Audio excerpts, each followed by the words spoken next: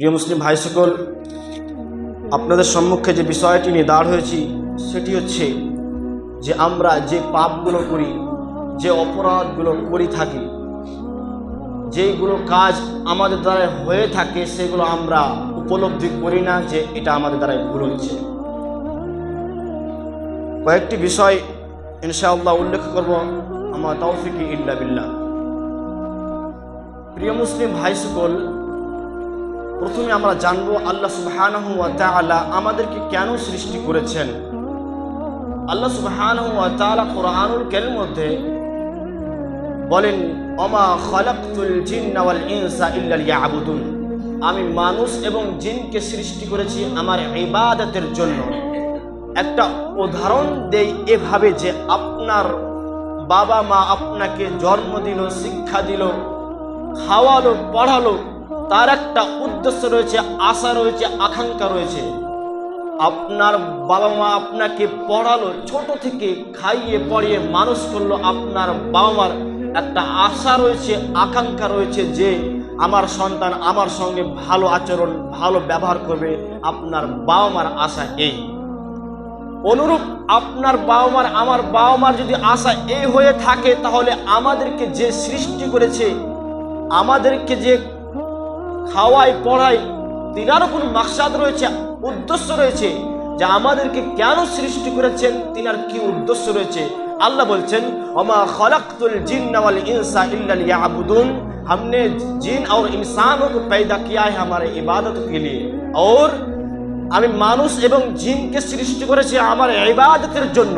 আচ্ছা, আমরা যদি আমার বাবা মার কথাকে না শুনি, আমরা যদি আমাদের বাবা মার কথাকে না শুনি, তাহলে বাবা মা যেমন আমাদের উপরে অসন্তুষ্ট থাকে, ঠিক আমাদের রব, আমাদের প্রতিপালক, তিনার কথাকে যদি আমরা না মানি, না শুনি, তাহলে আমাদের উপরে তার থেকে বেশি বেশি অসন্তুষ্ট থাকে।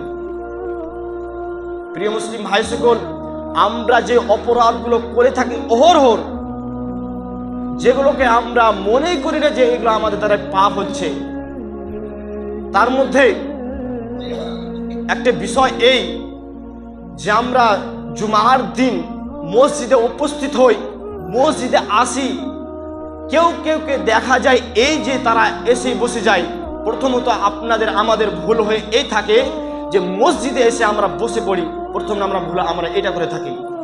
কিন্তু সঠিক হচ্ছে, আচ্ছা আমি কি বুঝতে পারছি আমার কথা, এক মসজিদে আসার পর থেকে আপনি বসতে পাবেন না। একটা হাদিস এই রয়েছে, এক ব্যক্তি মসজিদে ঢুকেই মুহাম্মদ সাল্লাল্লাহু আলাইহি সাল্লাম এবং তিনার সঙ্গী সাথে বসে আছেন, ওই অবস্থায় মসজিদে আসার পর ব্যক্তি সেই জায়গাতে বসতে যায়। ওই সময়তে মুহাম্মদ সাল্লাল্লাহু আলাইহি সাল্লাম তিনাকে বলছেন যে তোমাকে 2 রাকাত সুন্নাত আদায় করতে কিসে বাধা দিল? তখনকার সেই ব্যক্তি বলছে যে আপনাকে এবং আপনার সঙ্গী সাথীকে বসে থাকতে দেখে আমি বসে গেলাম। এক কথায় মুহাম্মদ সাল্লাল্লাহু আলাইহি সাল্লাম তিনাকে আদেশ দিলেন। তো আমরা এখান থেকে বুঝতে পারি যে আমরা মসজিদে প্রবেশ করলে প্রথমত বসার পূর্বেই আরেকটা হাদিস রয়েছে, যদি কোনো মানুষ মসজিদে প্রবেশ করে, 2 রাকাত সুন্নাত পড়া আগ পর্যন্ত সে যাতে না বসে। কোনো ব্যক্তি যদি মসজিদে প্রবেশ করার পর বসার আগ পর্যন্ত 2 রাকাত সুন্নাত না পড়ে না বসে, তাহলে আমরা এই ভুলটাকে সংশোধন করবো ইনশাআল্লাহ।